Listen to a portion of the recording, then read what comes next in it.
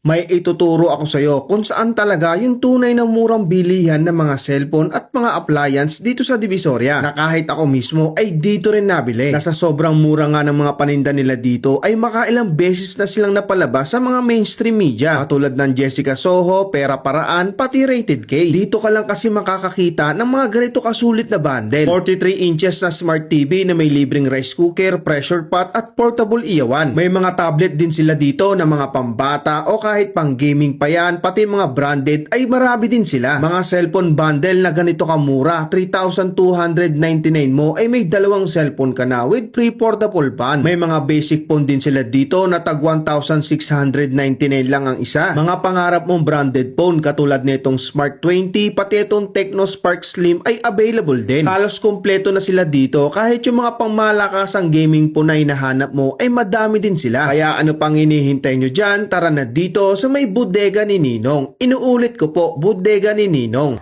At nandito po sa likuran natin ang 999 Shopping Mall Building 1 at nakalocation naman sa Building 2 ang bodega ni Ninong. Tara, pasukin natin.